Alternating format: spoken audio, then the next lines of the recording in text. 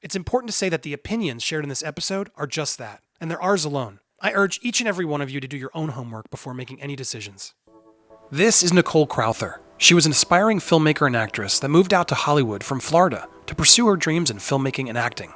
She was beginning to do well, securing background roles in film and TV, including one day of extra work on her favorite TV show, Glee. Months later, while hanging out with some other extras who had worked on the show Glee, someone speculated about an upcoming event on the show. Nicole, being a massive fan of Glee at the time, shared this info in code in a tweet to her few hundred followers. They engaged happily, and Nicole went to bed. When she woke up, her life changed forever. With over 2,000 email notifications, Nicole learned that Glee producer Brad Falchuk tweeted at her directly, confirming her tweet as a spoiler, publicly blacklisting her from Hollywood, and sending his Glee army to cancel Nicole overnight. The news went international. Paparazzi started following her. It got so bad that Nicole started getting death threats. The truth is, no one had all the correct information. Nicole didn't work on the show in question. Nicole didn't even know she was spoiling it. And studios and background talent agencies at the time had no contracts in place to prohibit talent from doing such things. What happened to Nicole was shameful, and it's time for Nicole to share her full story. I'm Andy Signore, and this is Hugging the Cactus. To ensure you never miss a story, be sure to subscribe to our YouTube channel and hit that notification bell to all alerts. It's the only way to ensure that YouTube will keep us in your feed. I'm here with Nicole right now. Nicole, thank you for joining me. And thank you for having me. I'm really glad you're telling this story because I think it's an important one. We are now in an age of spoilers where it happens everywhere. And I think some people will write this story off and say, well, she spoiled Glee. It was just a tweet. It was no big deal. But I know this was a big deal for you. The emotional toll, what happened in your life, I think is really important to go through so people can understand. Just because they read a tweet online that they don't like or they disagree with doesn't give them the right to then punch someone while they're down. And so I really want to go through the story, and I'm grateful for you sharing it. To do that, can we go back actually and let's go through it from your perspective from that, before even we sent that tweet that sort of set all this in motion. You were a working extra, correct, in Hollywood? Can you just sort of tell me a little bit about that? Yeah, sure. No, I was actually attending film school, which was my main reason for moving out to Los Angeles. I was attending film school, and as a way to make some extra money and also network, meet other people who were passionate about film, I decided to get into background acting, which is, obviously literally the people walking around in the background of TV shows or movies. And I did that pretty regularly, I'd say a couple times a week. And met a lot of people through that and had a lot of fun doing it. Yeah, and I've done some of that myself. It's a tough gig to get, and then you have to really get in with the community, and you got to work the agencies to sort of get those gigs. And everyone who's doing those gigs is trying to get the bigger gigs. So it's a very tight-knit crowd, even though it seems like it's not, correct? That is a world, it's a hard world to break into background, which I think is important to set up too. 100% it is very hard. What was lucky for me, I'm very petite, and I look very, very young for my age. I mean, I was out there when I was 19 and 20, 21. And I looked like I was like 15 or 12. And so I immediately got into a niche of like the younger shows like Nickelodeon, Disney, that kind of thing. And then, yeah, it is a lot of the same people who kind of get called into those same type of shows. So you were also a fan of Glee. The show Glee was something you actually really enjoyed, watched, and talked about online with your friends, yes? Oh my God, I was obsessed with Glee. Yes, absolutely. And so you were online. You had how many followers at the time? Were you before all this happened? A few hundred, maybe 500. It was nothing crazy. It wasn't a big account by any means. And so just so I have the sort of timeline in place, you were at about 500, about followers. You were talking Glee with friends and people speculating like fans do about the show. Yes. And then at one point, you actually got on the show as an extra, correct? You did it once. There was one time that I was on the show in October of, I think it was 2010, yes. So it was 2010. And so then later, how many months later did then you... 6 months later. 6 months later, you were at some party where people were talking about potential spoilers or speculation. You weren't sure, but people were making speculations about the show you love and made comments about who would be prom king and queen, yes? Yes, that's accurate. And so that was something you overheard. You were excited. You decided to share that in code online, sort of to your small amount of followers as no big deal. Anything else you want to add sort of that story? I mean, that's just it. Who I overheard it from, I didn't know these people. They weren't friends of mine. It was the first time I met them. And I had no idea if what they were saying was the truth. So when I went to, go talk to the friends and fans that are fans of the show on Twitter, I was kind of just acting as maybe a gossip journalist or like hey, what do you guys think of this? Is this even possible? Because it was kind of a little bit of an unbelievable storyline, but... Yeah, and to be clear, it's important. Like, Glee wasn't that much of a mystery, was it? I mean, I watched Glee. I don't think so. It wasn't like really difficult, right, or tough to guess storylines. That storyline, there was a twist there. I think some people may not have been figured out, but I do think it was sort of like, all right, well, I can see where what the show's about and where it's going. So it's odd. And so to really just call out the tweet exactly, you said K is PQ, KA is PK. Now, as a casual fan, I watched season 1 of Glee. I wouldn't even know what that meant. Right, but exactly. So to specific fans, you were alluding that Kurt was prom queen and Karofsky was prom king. But you did it in a code, which I think is more respectful. It probably would have been better had you said spoiler warning, potentially. But even then, it's hard because I do it all the time in my journalism. I'm speculating about Star Wars. Sometimes it turns out to be true. And so did I spoil Star Wars because I guessed it?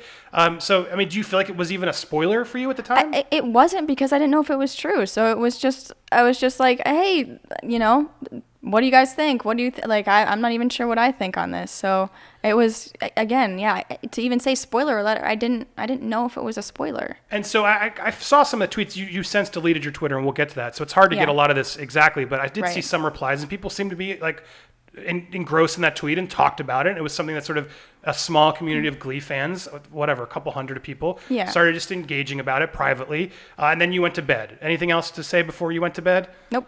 But no one was sort of mad at you even when you sent that initial tweet. No, and there were only a few responses, so I was like, okay, whatever. So then you wake up and you have, tell us what happens when you wake up. I woke up and I immediately knew something was up, because my phone at the time, I had so many notifications. I had like 2,000 emails, and this was when, back in the beginning days of Twitter, every time you would get a mention or anything, you would get an email.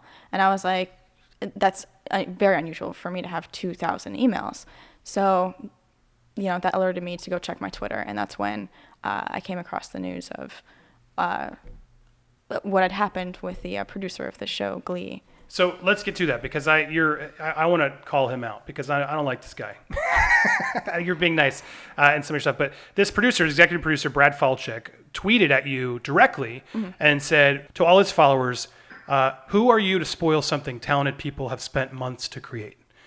That alone was problematic for me, because he confirmed your spoiler, and he confirmed it to way more followers.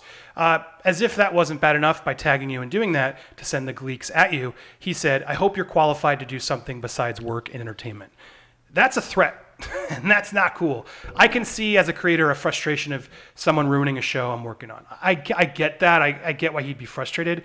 But to tag you, to send all of his fans to come at you, and then to threaten you and say you're never going to work in the town again, that's not cool with me, and I think that's where he crossed the line. I imagine that's when the S hit the fan. Yes? 100%, yes. That's when the S hit the fan. Yeah. So when he did that, I mean, no one had really known about it. And then once he tweeted about it, then suddenly everybody known about it, and then suddenly the press started coming at you, right? Can you walk me through sort of what happened after Brad tagged you and confirmed what you didn't even realize was, in fact, a spoiler? I mean, it was heartbreaking, because I not only was I getting threats and just hatred, mentally and emotionally wise, but I was also worried about my career. He was a very powerful guy, I believe still is, but Glee was a very popular show, and so I was curious. He essentially blacklisted me, and I was curious. Is my career over now before it even started? I mean, I was still in film school.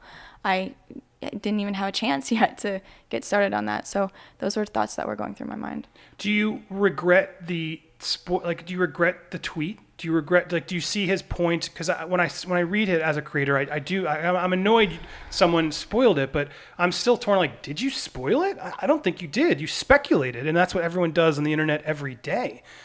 He didn't understand that. He was probably told a similar story that the media then ran with, that you were an extra who worked on Glee all the time, and they had to fire you, and you should have known better. But the reality is, there weren't any contracts that you signed, correct? There was nothing this was not something that was confirmed to you. You weren't there. You didn't know any of this, correct? No, I wasn't on the show. I wasn't there for that episode. I had no idea. The person that I heard it from, I can't even tell you what her name was. I didn't even know who she was, and I had no no way to verify if this was truth or not. She could have been totally talking out of her butt, and you wouldn't Completely. know. Right. Could have just been, just for fun. I mean, who knows? Right, but the spoiler she sent you is something that fans had probably speculated even before you said it, and something you were like, "Oh, that'd be interesting. I would like that." And so you share that, and then Brad then tweets at you directly, clearly out of hate. I can see a little bit of why he would do that as a creator. Like, you're frustrated. He maybe didn't understand the situation, but he's still never apologized or sort of looked into more of that story. Correct? Nope.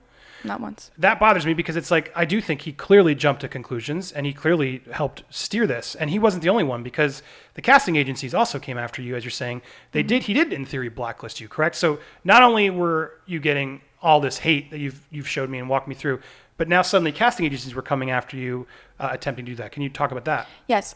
They were not only, obviously I got dropped from the casting agencies that I was working with. They no longer wanted to work with me. Nobody really wanted to have anything to do with me. And to be clear, this is the one who gave you the gig months ago, and you had nothing to do. They knew you weren't on the show. They knew you didn't spoil that show. Right. They knew But they still got rid of you because the media sort of forced them to. And I also had a different casting agency that I was working with, like a boutique one, and they just dropped me too. They worked with a bunch of different agencies around town, and they just dropped me because nobody wanted anything to do with my name at the time. But more so than that, which was even more devastating, that was career-wise, friendship-wise. The casting agency started going after anybody. They would go on my Facebook, and they would find people that I was friends with that also did background work that they either knew of or knew of through other people, and they would message them, and they would tell them, you need to have no contact with Nicole. You need to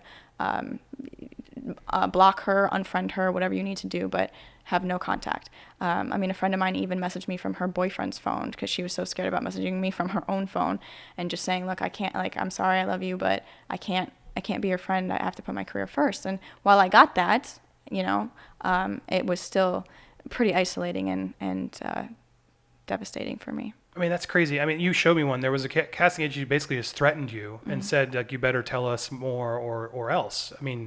That is terrifying. That can totally break someone because you're in Hollywood trying to pursue a dream that you wanted to do. Yes. And suddenly they're all telling you, no, you can't, and you better tell me now or else. When none of those casting agencies ever set requirements that you signed or were responsible for.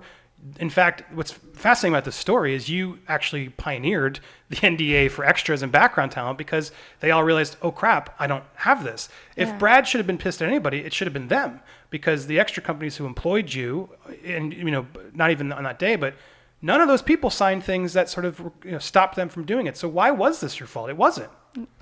It's a good question, Andy. I don't know.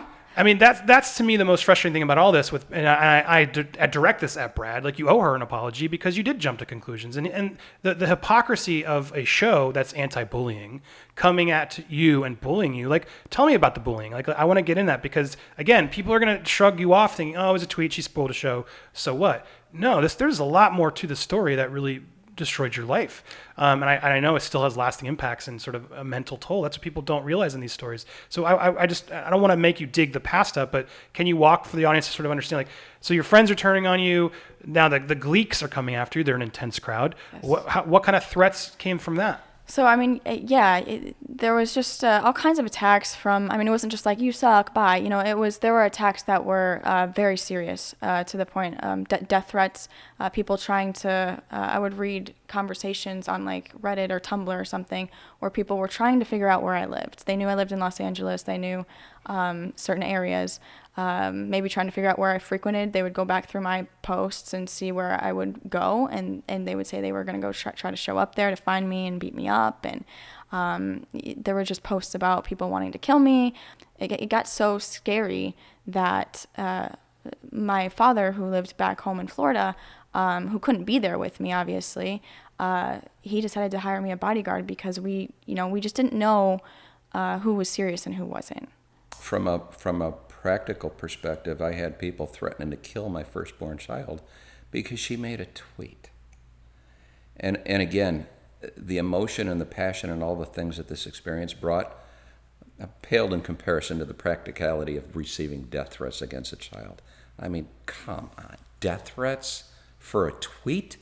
It's a fake show. Does anybody know these are actors recreating something that somebody wrote? It's a show, for crying out loud. But, I can sit here with a little bit of levity and look in your eyes and kind of get emphatic and emotional about it years later, but at the time it was a whole different type of emotion that played out. Your mama bear, papa bear, protecting their child. It almost seemed like this fanatical fan base that followed the show got each other all stirred up. And then one person would make a statement, and the other would second that statement, and then they'd actually reach out to their friends on social media and try and pull all them in. And it's kind of like this whole bandwagon of supposedly anti-bullying kids jumping on this bandwagon to bully somebody over a tweet that they made. It was really, in hindsight and perspective, it was really pretty ridiculous. But then again, when you start getting to the point where somebody starts making threats, then it crosses the line. It crosses the line from silly kid stuff into, we really got to take this serious.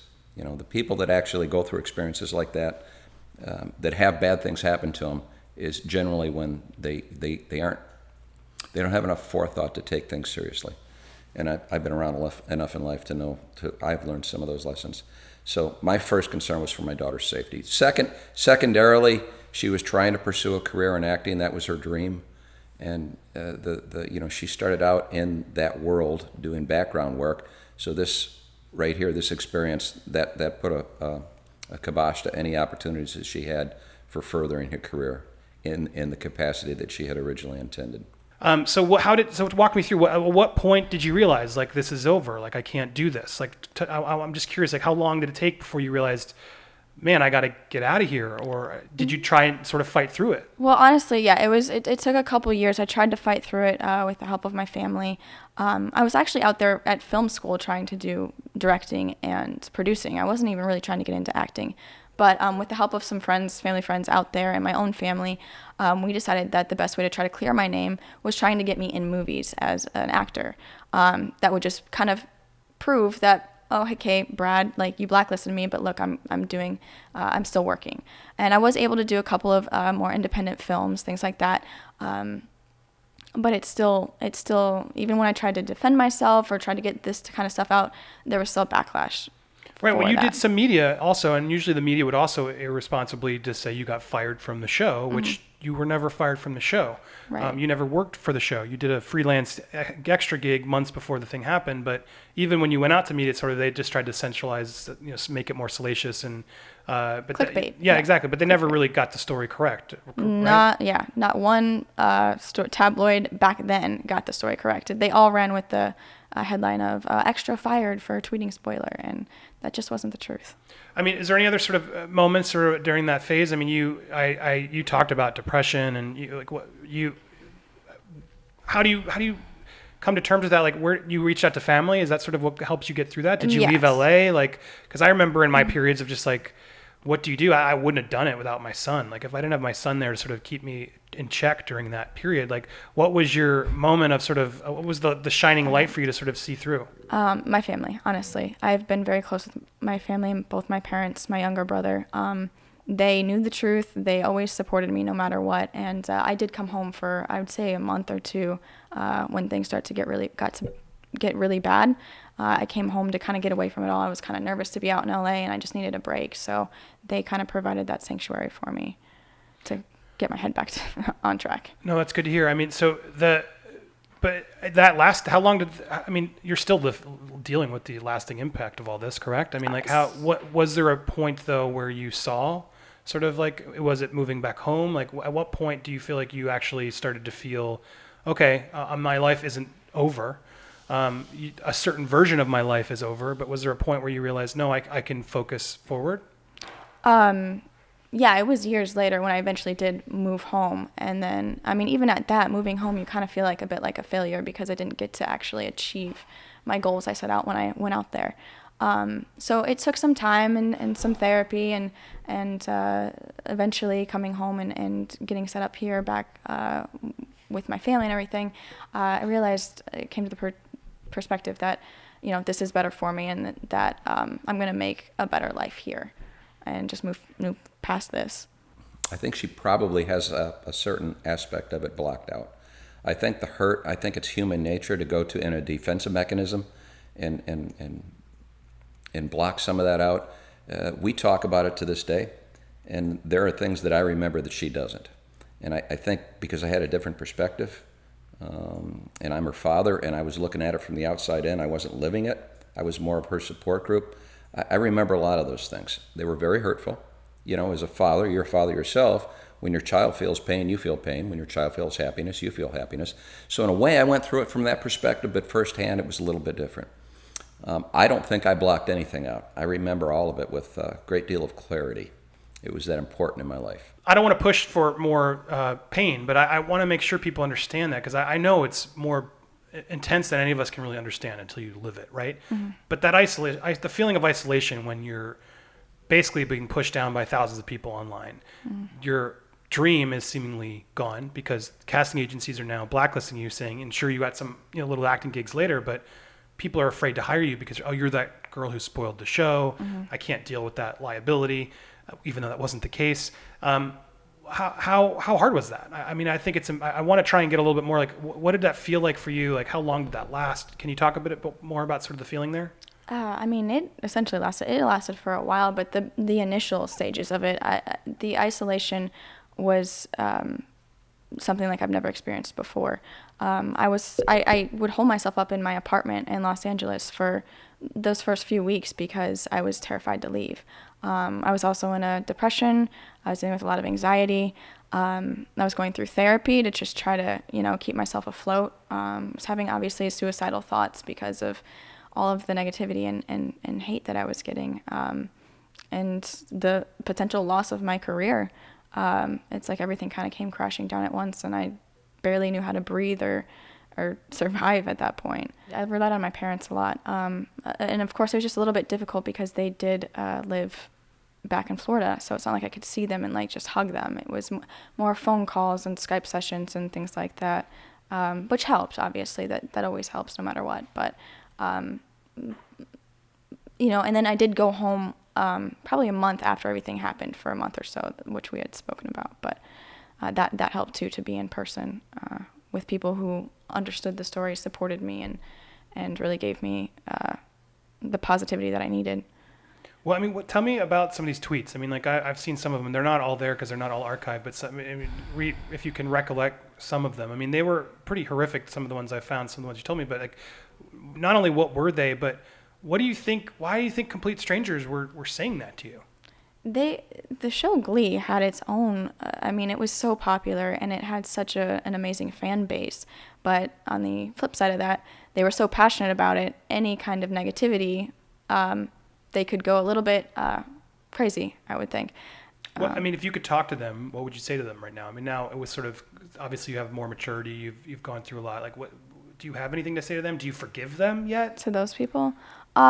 Yeah, sure. I do think that they were reacting based on the inaccurate information that they had at the time. If they knew the truth, do I think that they would maybe react that way? Probably not. Don't give them so much credit. I'm not sure that, and they are older now too. Again, this was 9 years ago, so I don't know. I forgive them. I don't like to hold any hate in my heart, but you did scare the crap out of me, so. Well, I want to come back if you have more to share, but it's sort of a good pivot because you've used this in a way for positivity. I mean, you are now speaking to try and talk to some of those people who have grown up to sort of learn, and people who maybe still are younger don't know, to try to avoid anti-bullying online, the way Glee should have helped you in this instance. Share some of that if you can. Yes, actually. I was flown over to England to speak to 3 different schools about the subject. This all came from because Sci-Fi did a show, Internet Ruined My Life, which they showcased you. And that was finally sort of the first time someone told the story fairly. It's short, but fairly. And that finally gave you some support, and people sort of reached out to help at that point, yes? Yes, that gave me a lot of recognition. And from there, I got to be on like Good Morning America, Nightline, Hallmark. And that's when people started to realize the truth. That's when the truth got out there. And this was maybe 6 or 7 years after the fact. And so that's when it started to spin into something positive for me. And then from there, I was contacted by a teacher over in England. And she had been using this story, my story, as like a case study for one of her classes. And she thought, what better way to teach her students? I mean, she can speak to them all she wants, but what's better is to hear it firsthand from somebody. So she ended up flying me out there about 2 years ago now. And that was probably one of the most amazing experiences of my life. So yeah, that's amazing. So, it still doesn't justify what happened, but it is sort of nice to know that the universe attempts help some way to sort of make Right. it mean something, even Right. though you didn't deserve it. What do you say in those instances? What do you try and talk to them? What's your advice? Well, I share the experience of what I went through, and it's basically just, listen, this can happen to anybody. I was nobody out there. I made one little tweet and look what happened. Just be careful, be conscious of what you're putting out on the internet. It never goes away. And I try to just showcase that to them so that it hits home, because all these kids are on their phones. They're all using social media.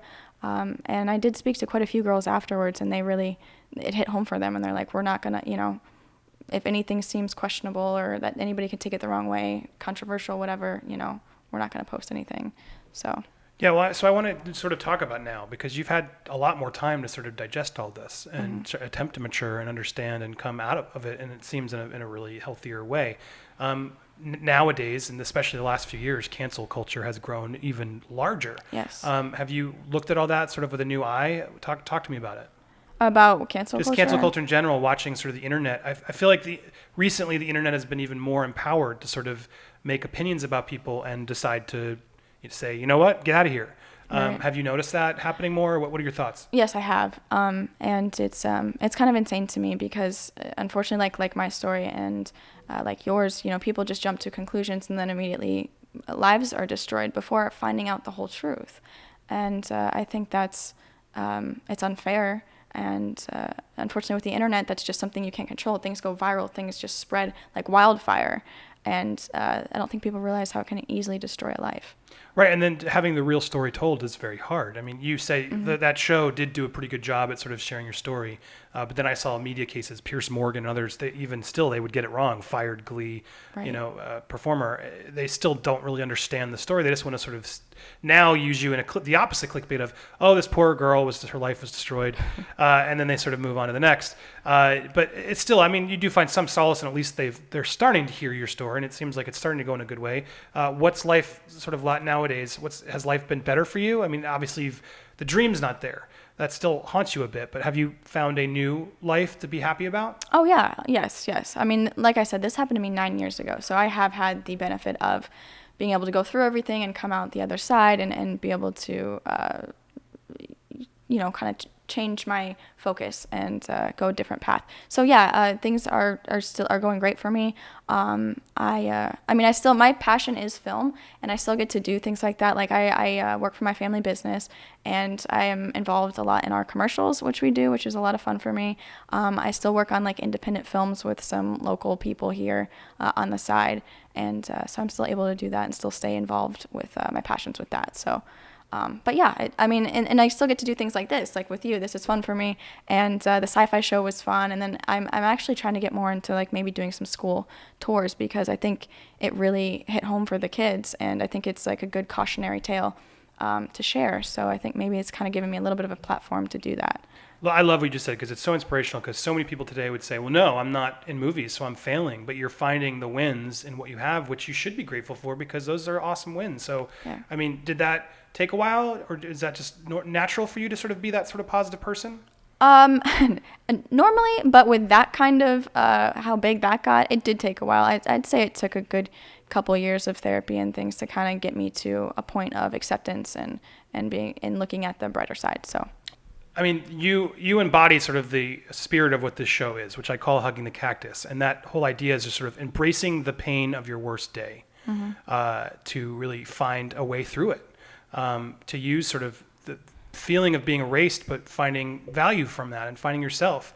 So I'm just curious, as you hugged your cactus of that sort of worst moment and you really had to, take it in and take it, what gave you that solace? How did you find the positive? How can you sort of help others? Right. Well, and that is important. You really have to live with what you're dealing with. You have to go through that grieving process in order to finally heal. I'd say that family and friends were the biggest thing that helped get me through it. And then, just realize that your life's not over. There's still so much you have ahead of yourself that you can easily turn any situation around. And some things, like in my situation, could fall into your lap, and then it can, you can turn a negative into a positive. And I think it's good to just focus on the future and focus on things you can do to turn this around or turn something into a positive. What was the hardest lesson for you? I was kind of young and naive, and I think the hardest lesson was to see how cruel the world can be, and how tough it is to overcome something like that, and to fight your own inner demons and be able to get to a place of acceptance and able to like move forward. That was difficult for me, just mentally wise, getting into a healthier place. And not to pry, but I imagine some of that is self-acceptance too, yes? 100%, yes. And I think that's something the internet doesn't have a lot of, is as sort of why they're online judging everyone else. Right. But I mean, is that a fair assumption of sort of things that a lot of these people probably could be focusing a lot of energy on themselves instead of getting so passionate to tear down others out there? I mean, any thoughts or feelings on that topic? Yeah, I mean, I honestly believe in what I've come to find through this is that, miserable people are the ones that are going to tear other people down. The happy people are the ones who lift other people up or are more understanding. I think people need to reflect on themselves and maybe figure out, what's going on inside them to why they maybe react a certain way, or what they can do to maybe make the world a better place instead of making it worse. I don't know. So now looking back with hindsight, because we've had it a lot of years, like, do you have regrets? Do you regret making the tweet? Because I know in that show you said you do. Do you still feel that way? I do not. No, I do not regret it. So everything you did, you sort of at this point have come to terms of, it's fine the way things were. They worked out for a reason. Yes. Was it an emotional roller coaster, and was it incredibly difficult at the time? Yes, but it provided a challenge that I overcame, and I'm a better person today because of it. No, I'm glad you said that, because when I watched that part of the show, I'll be honest, I was like, oh man, I feel like she still hasn't gotten there, and it sounds like you have, because that show was a few years ago. Yeah. There is a journey you went on, and Yes. I wonder, was that journey, I hate to say worth it, because it's not worth it. I know, I can only imagine what you've been through, but Yeah. there is a weird positive to it that is worth it, to sort of reset your life in a way and put the priorities in order. Do you feel like that was what happened? Yes, I do. And just side note, that show, they kind of directed me to say a certain line or two. So I did. Yes, they wanted to kind of play up, the dramatic title of it. So, but yeah, I do think I went through this whole transformation, and I am happier with what I learned through it, and who I am today because of it. I'm a much stronger person. I'm more cautious, a smarter person because of it, and I'm glad that I get to share my story now. It's kind of given me more of a purpose. I have a more driven purpose of what I want to do. So the other takeaway I found was you apologized pretty quickly when all this went down. Was that per advice of anybody, or was that just sort of your own? Did you talk to family, and do you regret apologizing? Yes. Yes to all these things. Yes, I do regret apologizing. It was told to me by the casting agency that I should probably do that. They thought that's how I could handle the fans better. It ended up backfiring because nobody believed me. I do regret it because apologizing made me seem guilty. It made me seem like I did something wrong. And when I look back on it, I mean, I didn't do anything wrong. It's just something that I was advised to do, and yeah, I regret apologizing. Would you advise, I mean, apologizing is important in certain situations, obviously. Like, I think in my situation, I had to apologize, and in others, people need to apologize. But in yours, Sure. I agree with you. I don't think you did anything wrong. Right. You may have upset people by accident, Right. and that would have obviously stirred up emotions. But yeah, I don't know what you did wrong that would warrant your whole life being destroyed. And I don't think it would have been if Brad had just minded his own business. I mean, do you still have anger towards him? Honestly, a little bit of resentment, a little bit of anger. I mean, it's dramatic irony. The whole situation of him being the producer of the Glee show, the whole point of the show was anti-bullying, and then he released, all these fans who bullied me. So it's just kind of ironic. Do you think if he apologized, it would help you? It might help me with this last bit of healing, but at this point, it's. It's funny. I asked that because I'm prodding for my own story too, but I'm sure others who are watching, like, it does feel like there's always still one part that's out there. You're just like, can you please acknowledge me and say that wasn't what happened, or that you overreacted? Yeah. Can you verify the truth of this and at least accept your responsibility in it as well? It all got blamed on me when ultimately he confirmed it, and he's the one that got it out to everybody. So, It's truly inspiring to see you find the positive and to not have regrets. I think that's an amazing sense of growth, and so I'm happy to see that, and congratulations. what do you have? You also had this amazing family support system that a lot of people don't have. Mm-hmm. So what is your final advice here to sort of people either going through a similar situation that you end up going through, or if you see someone going through a situation you were going through, what are some parting words here you could offer to them? I would say try not to take things too personally. I think I over-internalized way too much. That's not always easy to do, but try to take some deep breaths. Maybe walk away from social media for a minute. Don't react in the moment. Don't react if you're emotional.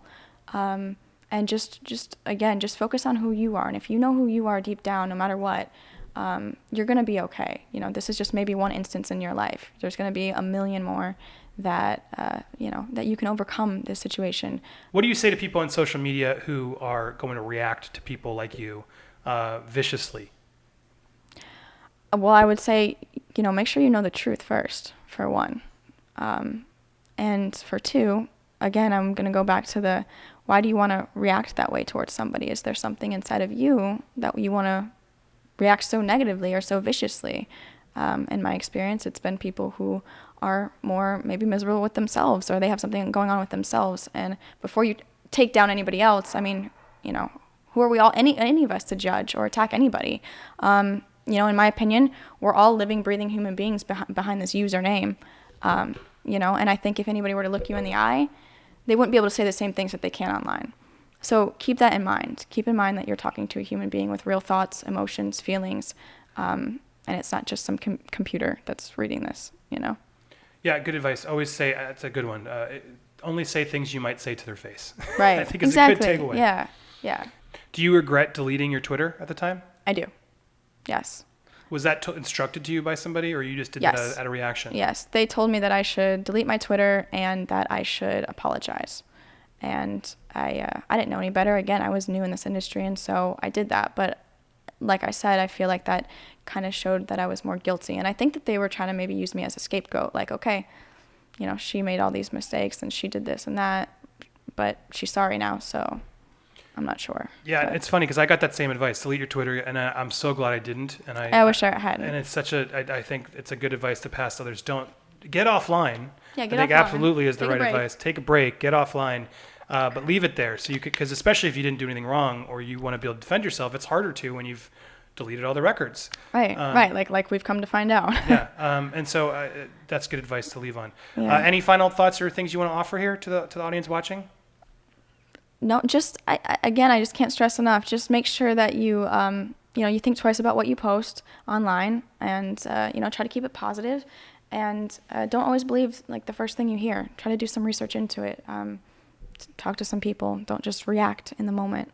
I think a lot of people could use that. So, and just stay positive. I mean, really, it's a tough world out there. We all don't need to make it any tougher. Where can people support you now? How do we send some love your way today? Is there anywhere they can find you or support you, or you just want them to leave you alone? No, of course. I love talking to people. Honestly, I use Instagram a lot, and it's my name, Nicole Crowther, Nicole Crowther. Or I still do have a Twitter. It's Nicole M. Crowther. I don't use it as much, and it's mostly just about news stuff. Well, Brad, you have her social media handles. Maybe you could apologize at some point. That'd be the nice professional thing to do, but that's just my 2 cents. But Nicole, I want to thank you so much for sharing your story to me and my audience. You're an inspiration because I see the positivity. I see where you've come from, and I'm proud of you, even though I know we've just learned each other. I'm proud of you. Congratulations on this, and I hope you eventually get that last door closed for you so you can really focus on the positive. And thank you again so much for sharing. Yeah, of course. Thank you for having me. I mean, this was obviously amazing, and I hope that you end up getting to my point too. But yeah, again, I've got 9 years on you, so. Time always heals everything, it seems. It really does. You can hear more stories like these by supporting us on YouTube, iTunes, Spotify, and wherever else you find your podcasts. Please go leave us a good review and rating to help others find us. And if you know of a story that is worth sharing on this series, please reach out to me, Andy Signore, on social media, or visit Hugging the Cactus on Facebook. I'd also like to thank all of our Kickstarter donors. I couldn't have done this without you. If you'd like to support this series to keep it going, you can visit uncanceled.com. See you next episode.